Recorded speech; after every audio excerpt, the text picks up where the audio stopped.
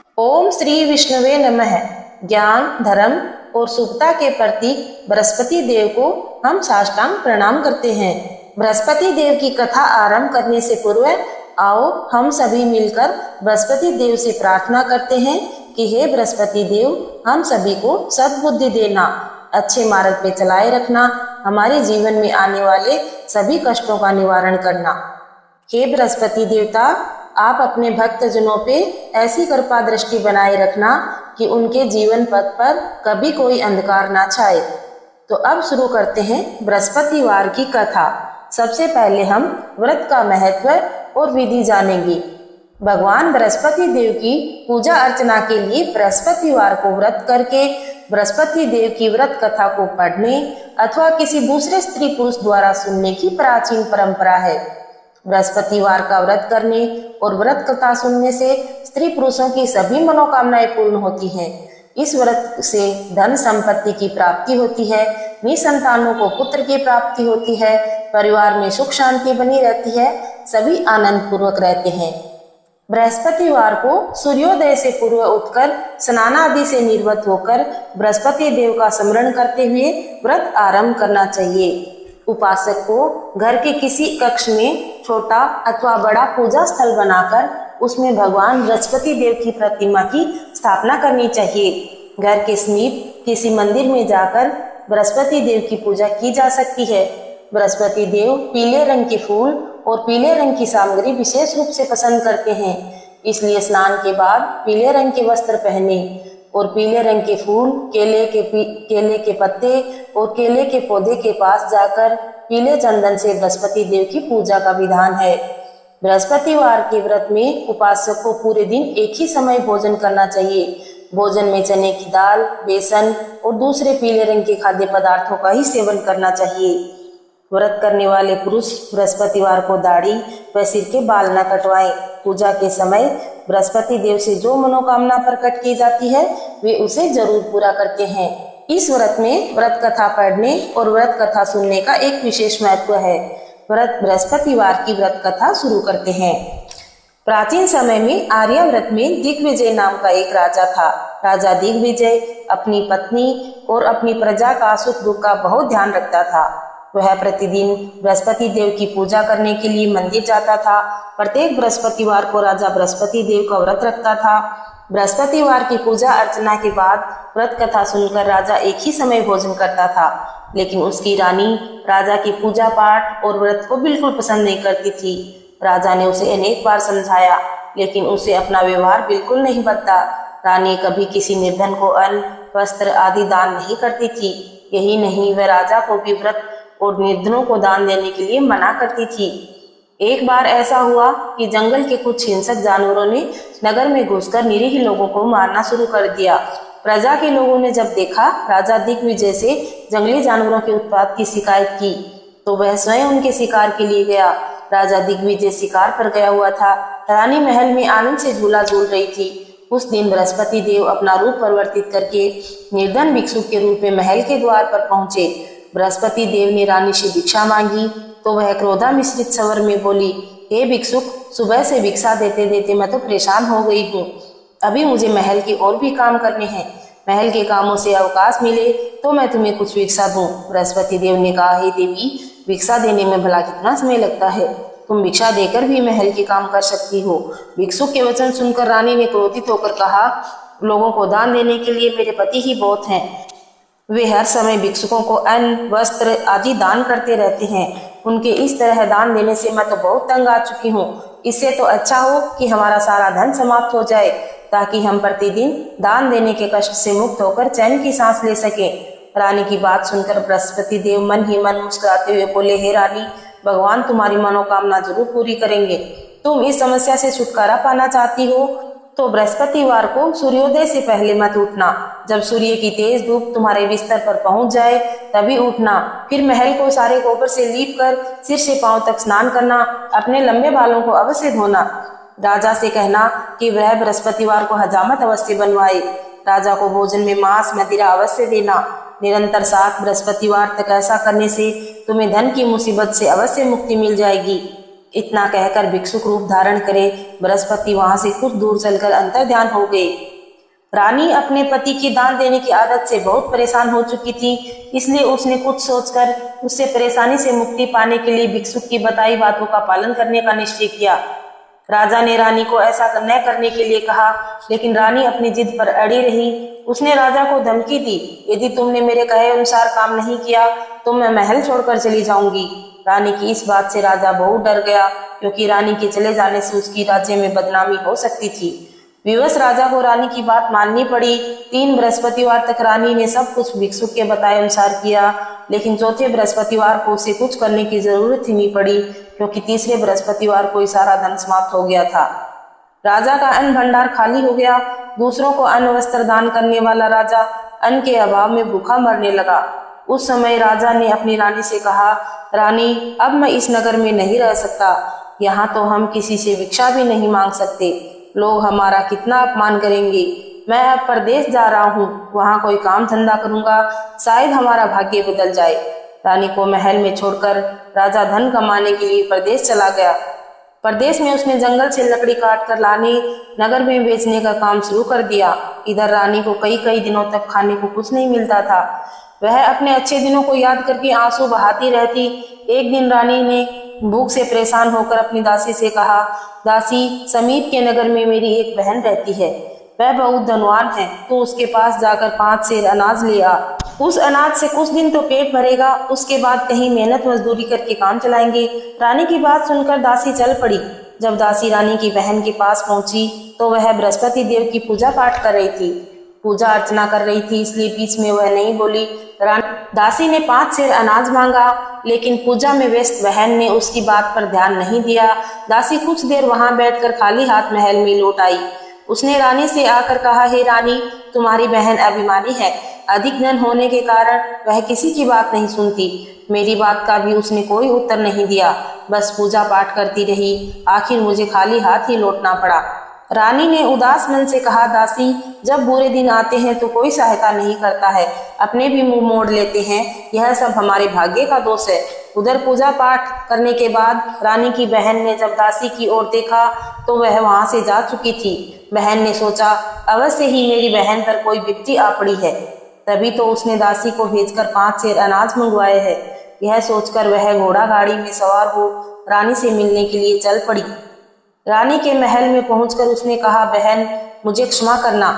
जब तुम्हारी दासी आई थी उस समय मैं बृहस्पति देव की पूजा कर रही थी और पूरी व्रत कथा सुने बिना उठ भी नहीं सकती थी।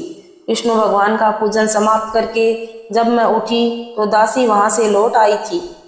रानी ने बहन को सारी दुख भरी कहानी सुनाकर कहा, मैंने दासी को 5 सेर अनाज लाने के लिए भेजा था। बहन ने रानी की कहानी सुनकर कहा, बहन, मैं बृहस्पतिवार का व्रत करके बृहस्पति देव की पूजा करती हूँ, वे सबका कल्याण करते हैं। तुम भी बृहस्पति देव का स्मरण करके अपने महल के किसी कक्ष में जाकर देखो, शायद कहीं अनाज रखा मिल जाए। बहन की बात सुनकर रानी ने मन में सोचा, उसकी धनवान बहन अवश्य ही उसका उपहास कर रही है, लेकिन भगवान बृहस्पति देव का नाम लेकर महल के एक कक्ष में गई तो उस कक्ष में एक घड़ा रखा था। रानी ने उसमें हाथ डालकर टंटोला तो सचमुच उस घड़े में अनाज भरा हुआ था। रानी बहुत हैरान हुई। उसने अपनी बहन से कहा, बहन, मुझे भी बृहस्पति देव के व्रत की विधि बताओ, अब मैं भी उसका व्रत किया करूंगी। तब बहन ने उसे बताया, रानी बहन, बृहस्पतिवार को सूर्योदय से पूर्व उठकर स्नान करके बृहस्पति देव का व्रत करना चाहिए, लेकिन उस दिन सिर नहीं धोना चाहिए। चने की दाल, मुनक्का, किशमिश लेकर केले के वृक्ष के पास बैठकर उसकी जड़ में भगवान बृहस्पति देव की पूजा करनी चाहिए। घी का दीपक जलाकर रखना चाहिए। उस दिन एक ही समय भोजन करें। भोजन में चने का आटा, पीले खाद्य पदार्थ ही ग्रहण करें। बृहस्पतिवार का व्रत करने से घर में धन संपत्ति की वर्षा होती है, अनाज से भंडार भर जाते हैं। इस व्रत के विधिवत करने से निसंतान को पुत्र की प्राप्ति होती है। बहन के वचन सुनकर रानी ने तुरंत ही बृहस्पति देव के व्रत करने का निश्चय कर लिया। 7वें दिन जब बृहस्पतिवार आया तो रानी ने बृहस्पतिवार का व्रत किया। कहीं से मांगकर चने और गुड़ का प्रबंध किया। चने की दाल से केले की जड़ में भगवान विष्णु का पूजन किया। घी का दीपक जलाकर बृहस्पति देव की पूजा की। रानी भगवान विष्णु के भोग के लिए पीले अन्न का कहीं से प्रबंध नहीं कर सकी। अतः वह मन ही मन परेशान होने लगी। उधर बृहस्पति देव रानी के विधिवत व्रत करने के निर्णय से बहुत प्रसन्न हुए। अतः वह अपना रूप परिवर्तित करके 2 थालियों में पीला भोजन लेकर रानी के घर पहुंचकर बोले, हे दासी, मैं तुम्हारी रानी के लिए व्रत का पीला भोजन लाया हूँ। भोजन देकर वह चले गए। दासी ने रानी से बृहस्पति देव को भोग लगाकर भोजन करने के लिए कहा। रानी को कुछ पता नहीं था। वह दासी से बोली, दासी, क्यों निर्धनता में मेरा उपहास करती है? तब दासी ने कहा, अभी अभी कोई आदमी मुझे 2 थाली पीला भोजन देकर गया है। वेशभूषा से तो वह मुझे कोई पुजारी जान पड़ता था। रानी ने बृहस्पति देव को भोग लगाया, फिर दासी के साथ बैठकर भोजन किया। रानी प्रत्येक बृहस्पतिवार को विधिवत व्रत करके बृहस्पति देव की पूजा करने लगी। रानी के व्रत करने से बृहस्पति देव बहुत प्रसन्न हुए। रानी के महल में धन की वर्षा होने लगी। कुछ ही दिनों में रानी के पास काफी धन एकत्र हो गया। उसके अन्न भंडार भर गए। इतना सब कुछ होने पर रानी को फिर से पहले की तरह आलसी और अभिमानी हो गई। एक दिन रानी ने किसी भिक्षुक को आलस्य के कारण खाली हाथ लौटा दिया। तब दासी ने कहा, रानी जी, आप पहले की तरह फिर से धन संपत्ति पाकर आलसी हो गई हैं। निर्धन को अपने द्वार से खाली हाथ लौटाना अच्छा नहीं होता। बृहस्पति देव की अनुकंपा से हमें अत्यधिक धन और अन्न मिला है, इसलिए आलस्य छोड़कर हमें निर्धनों को दिल खोलकर दान देना चाहिए। दान करने से आपके परिवार का नाम होगा और बृहस्पति देव प्रसन्न होकर आपका कल्याण करेंगी। दासी की बात सुनकर रानी ने निर्धनों को दान देना शुरू कर दिया। कई निर्धन ब्राह्मणों को धन देकर उनकी कन्याओं के विवाह में सहायता की। रानी की सब जगह प्रशंसा होने लगी। धन संपत्ति पाने से रानी को राजा की याद सताने लगी। रानी ने एक दिन दासी से कहा, दासी, पता नहीं मेरे स्वामी परदेश में किस हाल में होंगे, मुझे अब उनका पता लगाना चाहिए। रानी ने पूजा के समय बृहस्पति देव से प्रार्थना की कि उनके पति को जल्द ही घर लौटने का स्मरण कराएं। उसी रात बृहस्पति देव ने प्रदेश में रह रहे राजा दिग्विजय को सपन में कहा, हे राजन, तुम अपने नगर को लौट जाओ, तुम्हारी रानी तुम्हें बहुत याद कर रही है। राजा सुबह उठकर लकड़ियां काटकर लाने के लिए जंगल की ओर चल पड़ा। जंगल से गुजरते हुए वह सोचने लगा, रानी की गलती से उसे कितने दुख भोगने पड़े। राजपाट छोड़कर प्रदेश में आना पड़ा। जंगल से लकड़ियां काटकर नगर में बेचकर गुजारा करना पड़ा। उसी समय बृहस्पति देव एक सन्यासी के रूप में राजा के पास पहुंचे। भगवान ने राजा से कहा, हे लकड़हारे, तुम किस चिंता में पड़े हो? राजा ने दुखी मन से सारी व्यथा कथा उस सन्यासी को सुना दी। उसकी व्यथा कथा सुनकर सन्यासी ने कहा, हे लकड़हारे, तुम्हारी पत्नी ने भिक्षुक को धन नहीं देने के लिए आलस्य किया था। इससे बृहस्पति देव क्रोधित हो गए। उनके क्रोधित होने से तुम्हारी ऐसी हालत हुई। लेकिन अब चिंता करने की कोई बात नहीं है। तुम घर लौटकर विधिवत बृहस्पति देव का व्रत करना आरंभ कर दो। बृहस्पतिवार को बृहस्पति देव का व्रत करके चने की दाल, गुड़ और जल से भरे हुए बर्तन में डालकर केले के वृक्ष की पूजा करो। उसके बाद व्रत कथा सुनो, स्वयं भी व्रत कथा कह सकते हो। इस प्रकार व्रत करने से बृहस्पति देव तुम्हारी सभी मनोकामनाएं पूरी करेंगे। राजा ने सन्यासी से कहा, हे सन्यासी, मैं अपना बृहस्पति देव की पूजा तो करना चाहता हूँ, लेकिन लकड़ियां काट कर बेचने से बस अपना ही गुजारा कर पाता हूँ। भगवान की पूजा के लिए धन कहाँ से लाऊं? राजा की बात सुनकर सन्यासी रूप धारण किए बृहस्पति देव ने कहा, तुम बृहस्पति देव का स्मरण करके जंगल में लकड़ियां काट कर लाना, फिर उन्हें नगर में ले जाकर बेचना। तुम्हें पहले से अधिक धन मिल जाएगा। तुम अपने भोजन के साथ चने और गुड़ का भी प्रबंध कर सकोगे। यह कहकर सन्यासी बृहस्पति देव की कथा लकड़हारे को सुनाई। प्राचीन समय में बसंतपुर नगर में एक निर्धन ब्राह्मण रहता था। ब्राह्मण के कोई संतान नहीं थी। उसकी पत्नी बहुत फूहड़ स्त्री थी। वह सुबह काफी धूप निकलने के बाद उठती थी। प्रतिदिन स्नान भी नहीं करती थी। भगवान की पूजा पाठ करने की तो कभी सोचती भी नहीं थी। सुबह उठते ही वह पहले भोजन करती थी। घर में सफाई करना उसे कतई पसंद नहीं था। ब्राह्मण अपनी पत्नी के इस आचरण से बहुत दुखी था। भगवान की अनुकंपा से ब्राह्मण की पत्नी गर्भवती हुई और उसने 10वें महीने एक सुंदर कन्या को जन्म दिया। निर्धन ब्राह्मण कन्या के जन्म से बहुत दुखी हुआ। धीरे धीरे ब्राह्मण की कन्या बड़ी होने लगी। बचपन से ही उस कन्या की रुचि भगवान विष्णु की पूजा पाठ में थी। प्रातः उठते ही स्नान करके भगवान विष्णु की पूजा करने मंदिर जाती थी। बृहस्पति देव का व्रत करके विधिवत पूजा पाठ करती थी। पूजा पाठ के बाद वह पढ़ने के लिए पाठशाला जाती थी। चलते समय घर से मुट्ठी भर जौ साथ में लेकर जाती थी। पाठशाला के रास्ते में थोड़े थोड़े जौ गिराती जाती। जब वह पाठशाला से घर लौटती तो जौ के दाने सोने के बदले हुए मिलते थे। लड़की सभी सोने के दानों को बीन लाती थी। एक दिन जब वह सोने के दानों को साफ कर रही थी, तब उसकी माँ ने कहा, बेटी, सोने के दानों को साफ करने के लिए सोने का सूप भी होना चाहिए। अगले दिन बृहस्पतिवार था। उसने बृहस्पति देव की पूजा करते हुए प्रार्थना की, हे भगवान, यदि मैंने आपका व्रत विधि पूर्वक किया है तो मुझे सोने का सूप दे दो। बृहस्पति देव ने उसकी मनोकामना पूर्ण करने का निश्चय किया। पाठशाला से लौटते समय उसे रास्ते में एक सोने का सूप पड़ा हुआ मिला। घर लौटकर सोने का सूप अपनी माँ को दिखाकर वह सोने के दानों को साफ करने लगी। उसी समय नगर का राजकुमार उसके पास से गुजरा। उस सुंदर लड़की को सोने के सूप में सोने के जो साफ करते देखकर राजकुमार उस पर मोहित हो गया। महल से लौटकर राजकुमार ने राजा से उस लड़की से विवाह करने की इच्छा जाहिर की। राजा ने ब्राह्मण को महल में बुलाकर राजकुमारी से उसकी लड़की के विवाह की बात कही। ब्राह्मण तैयार हो गया। दुल्हन बनकर ब्राह्मण की लड़की महल में चली गई। लड़की के चले जाने से ब्राह्मण फिर से निर्धन हो गया। उसे कई कई दिनों तक भोजन नहीं मिलता था। बहुत दुखी होकर ब्राह्मण एक दिन लड़की के पास गया और अपने पिता से निर्धनता का समाचार पाकर बहुत सा धन देकर पिता को विदा किया। कुछ दिन तो उस धन से आराम से कट गए और फिर ब्राह्मण के वही भूखों मरने की हालत हो गई। फिर वह लड़की से धन लेने के लिए महल में चला गया। लड़की ने पिता की बुरी हालत देखकर कहा, पिताजी, आखिर आप कब तक मुझसे धन लेकर जीवन यापन करेंगे? आप कोई ऐसा काम क्यों नहीं करते जिससे आपके घर में धन संपत्ति से भर जाए? ब्राह्मण ने कहा, मैंने तेरी माँ को बहुत समझाया पर उसकी समझ में कुछ नहीं आता। उसका फूहड़पन दूर हो तो घर की दरिद्रता भी दूर हो जाए। तब कुछ सोचकर लड़की ने कहा, पिताजी, आप कुछ दिनों के लिए माँ को मेरे पास छोड़ जाओ। ब्राह्मण अपनी पत्नी को लड़की के पास महल में छोड़ गया। लड़की ने अपनी माँ से कहा, माँ, तुम कल प्रातः उठकर स्नान आदि करके बृहस्पति देव की पूजा करना। पूजा करने से तुम्हारी दरिद्रता दूर हो जाएगी। लेकिन उसकी माँ ने उसकी एक भी नहीं मानी। तब क्रोधित होकर लड़की ने माँ को एक कमरे में बंद कर दिया। सूर्योदय से पहले माँ को उठाकर जबरदस्ती स्नान कराया। फिर मंदिर में ले जाकर बृहस्पति देव की पूजा कराई। कुछ दिनों तक ऐसा करने से माँ की बुद्धि में परिवर्तन हुआ और बृहस्पति देव का व्रत रखने लगी। उसके व्रत रखने से ब्राह्मण के घर में भगवान विष्णु की कृपा होने लगी और उनके घर में धन की वर्षा होने लगी। दोनों पति पत्नी धन संपत्ति पाकर आनंद पूर्वक जीवन यापन करते हुए विष्णु धाम को चले गए। लकड़हारा बने राजा ने सन्यासी से बृहस्पति देव की यह कथा सुनकर बृहस्पतिवार का व्रत करके भगवान विष्णु की पूजा की।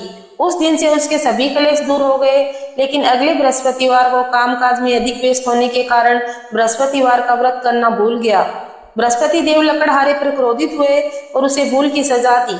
उस दिन नगर के राजा ने नगर में घोषणा करी, सबको सूचित किया, प्रत्येक नागरिक मेरे यहाँ भोजन करने को आएगा।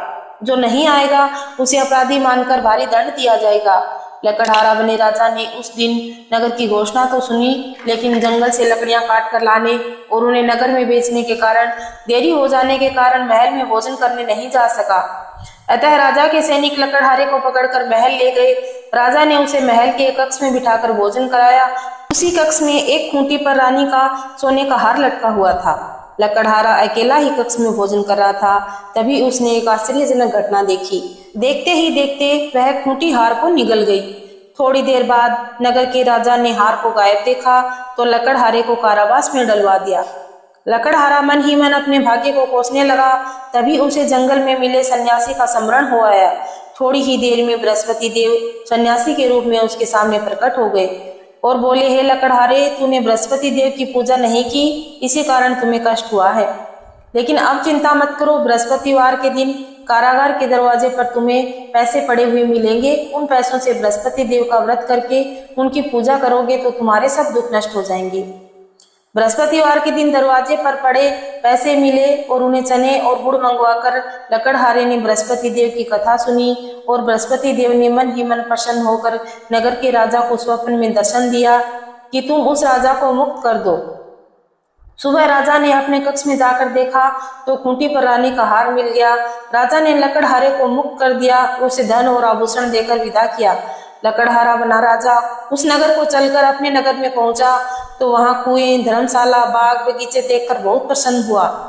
राजा ने पूछा, यह कुएं, धर्मशालाएं किसने बनवाई हैं? सबने उसे बताया कि यह सब रानी और उसकी दासी ने बनवाए हैं। राजा महल में पहुंचा तो रानी ने उसका भव्य स्वागत किया। तब राजा ने निश्चय किया कि सप्ताह में एक बार तो सभी बृहस्पति देव का व्रत रखते हैं, परंतु मैं प्रतिदिन व्रत किया करूंगा तथा दिन में 3 बार कथा कहा करूंगा। अब राजा हर समय दुशाले में चने और दाल बांधे रहता था। दिन में 3 बार बृहस्पति देव की कथा कहता। कुछ दिनों बाद राजा को अपनी बहन की याद आई। एक दिन घोड़े पर सवार होकर राजा अपनी बहन से मिलने के लिए चल दिया। अभी राजा नगर के बाहर ही पहुंचा था कि कुछ लोग एक शव को ले जा रहे थे। राजा को याद आया कि आज उसने किसी को भी बृहस्पति देव की कथा नहीं सुनाई है।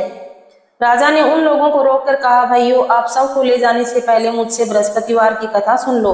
लोगों ने राजा पर क्रोधित होकर कहा, तुम पागल तो नहीं हो गए हो? लेकिन कुछ बूढ़े लोगों ने कहा, अच्छा भाई, साथ चलते चलते तुम भी अपनी कथा सुना लो। राजा ने चलते हुए आधी कथा ही सुनाई थी कि शव हिलने लगा। राजा की पूरी कथा सुनते ही शव उठकर बैठ गया। लोगों ने हैरानी से दांतों तले उंगली दबाई। अगले बृहस्पतिवार को भगवान बृहस्पति देव का व्रत करने का तथा कथा सुनने का निश्चय कर लिया। घोड़े पर सवार राजा चलते हुए एक किसान के पास पहुंचा। किसान अपने खेत में हल चला रहा था। राजा ने कहा, अरे भाई, मुझसे बृहस्पतिवार की कथा सुन लो। किसान झुंझलाकर बोला, अरे भाई, देख नहीं रहे हो, जितनी देर में तुम्हारी कथा सुनूंगा उतनी देर में तो पूरे खेत में हल चला लूंगा। राजा निराश होकर चलने लगा। तभी किसान के बैल लड़खड़ाकर जमीन पर गिर गए। किसान के पेट में जोरों से दर्द होने लगा। किसान की पत्नी ने जब खाना लेकर आई तो उसने किसान के बारे में पूछा। किसान ने घुड़सवार की सारी कहानी सुनाई। किसान की पत्नी दौड़ती हुई राजा के पास पहुंचकर हाथ जोड़कर बोली, भैया, मैं तुम्हारी कथा सुनने को तैयार हूँ। राजा ने उसके साथ खेत में पहुंचकर बृहस्पतिवार की कथा सुनाई। तभी बैल उठकर खड़े हो गए। किसान के पेट का दर्द भी तुरंत ठीक हो गया। राजा अपनी बहन के घर पहुंचा। उसकी बहन ने बहुत आवभगत करी। अगले दिन सुबह उठकर राजा ने देखा कि घर के सभी लोग भोजन कर रहे हैं। राजा किसी भूखे को बृहस्पतिवार की कथा सुनाए बिना भोजन नहीं करता था। उसने बहन से पूछा, बहन, क्या घर में कोई ऐसा व्यक्ति है जिसने अभी तक भोजन न किया हो? उसकी बहन बोली, भैया, हमारे घर में तो क्या, पूरे नगर में आपको ऐसा कोई व्यक्ति नहीं मिलेगा जिसने सुबह सुबह भोजन नहीं किया हो। तब राजा बहन के घर से निकलकर नगर में घूमने लगा और ऐसे व्यक्ति की तलाश करने लगा जिसने अभी तक भोजन न किया हो। तब राजा एक गडरिये के घर पहुंचा। उसका बेटा बीमार होने के कारण भूखा रह गया था। राजा ने उस बेटे को जाकर बृहस्पतिवार की कथा सुनाई। कथा सुनते सुनते गडरिये का बीमार बेटा बिल्कुल ठीक हो गया। सबने राजा की बहुत प्रशंसा की। एक दिन राजा अपनी बहन से कहा, बहन, अब हम अपने घर जाना चाहते हैं, तुम भी हमारे साथ चलो, कुछ दिन वहां रहकर लौट आना। राजा की बहन ने अपनी सास से पूछा तो सास ने ताने देते हुए कहा, बहू, मायके जाना है तो अकेली जाना, मेरे पोतों को मत ले जाना। तुम्हारे भाई के कोई संतान नहीं है, कहीं तुम्हारी भाभी मेरे पोतों पर कोई जादू टोना न कर दे। दूसरे कक्ष में बहन की सास की सारी बातें सुनकर राजा दुखी मन से अकेला ही नगर को लौट आया। रानी ने राजा से पूछा, आप तो बहन को साथ लाने की बात कहकर गए थे, फिर साथ क्यों नहीं लेके आए? तब राजा ने दुखी होते हुए कहा, रानी, हमने संतान है, इसलिए कोई हमारे घर आना पसंद नहीं करता है। रानी ने राजा को समझाया, हे प्राणनाथ, हमें बृहस्पति देव ने सब कुछ दिया है, अब बृहस्पति देव हमें संतान भी अवश्य देंगे। बृहस्पतिवार को विधिवत व्रत करते हुए राजा रानी ने बृहस्पति देव से संतान के लिए प्रार्थना की। कुछ ही दिनों बाद उन्हें स्वप्न में दर्शन देते हुए कहा, हे राजन, तेरी मनोकामना जरूर पूरी होगी। 1 सप्ताह बाद ही रानी गर्भवती हो गई। 10वें महीने रानी ने एक सुंदर पुत्र को जन्म दिया। राजा रानी जीवन पर्यंत बृहस्पतिवार का व्रत करते रहे। उनके घर में धन की वर्षा होती रही। आनंद पूर्वक जीवन यापन करते हुए राजा रानी बृहस्पति देव की अनुकंपा से मोक्ष को प्राप्त होकर सीधे वैकुंठ धाम को पहुंच गए। बृहस्पतिवार के दिन जो लोग बृहस्पतिवार का विधिवत व्रत करके जो भगवान विष्णु की पूजा करते हैं, भगवान उनकी सभी मनोकामनाएं पूर्ण करते हैं। बोलिए विष्णु भगवान की जय हो। बृहस्पति देव की आरती करेंगे। जय बृहस्पति देवा स्वामी, जय बृहस्पति देवा, छिन छिन भोग लगाऊं, छिन छिन भोग लगाऊं फल मेवा। जय बृहस्पति देवा, तुम पूर्ण परमात्मा, तुम अंतर्यामी, स्वामी तुम अंतर्यामी। जगत पिता जगदीश्वर, जगत पिता जगदीश्वर, तुम सबके स्वामी। जय बृहस्पति देवा, चरणामत निज निर्मल सब पातक हरता, स्वामी सब पातक हरता, सकल मनोरथ दायक, सकल मनोरथ दायक, कृपा करो भरता। जय बृहस्पति देवा। तन मन धन अर्पण कर, जो जन शरण पड़े, स्वामी जो जन शरण पड़े। प्रभु पर कट तब हो कर, प्रभु पर कट तब हो कर, आकर द्वार खड़े। जय बृहस्पति देवा। दीन दयाल दयानिधि, भक्तन हितकारी, स्वामी भक्तन हितकारी। पाप दोष सब हरता, पाप दोष सब हरता, भव बंधन हारी। जय बृहस्पति देवा। सकल मनोरथ दायक, सब संशय हारी, स्वामी सब संशय हारी। विषय विकार मिटाओ, विषय विकार मिटाओ, संतन सुखकारी। जय बृहस्पति देवा। जो कोई आरती तेरी प्रेम सहित गावे, स्वामी प्रेम सहित गावे। जेठानंद आनंद करे, जेठानंद आनंद करे, सो निश्चय पावे। जय बृहस्पति देवा। बोलिए विष्णु भगवान की जय हो। विष्णु भगवान सबकी मनोकामनाएं पूरी करें। और अगर आपको ये कहानी पसंद आई है तो मेरे इस चैनल राजस्थानी रीति रिवाज को सब्सक्राइब कर लीजिए। यहाँ पे आपको सभी देवताओं की कहानियाँ, सभी व्रतों के बारे में जानकारी मिलेगी। तो फटाफट से इस चैनल को सब्सक्राइब करके बेल आइकन को जरूर दबा लें, ताकि आपके पास मेरे चैनल के वीडियो के सभी नोटिफिकेशन सबसे पहले पहुँचे। सभी को राम राम।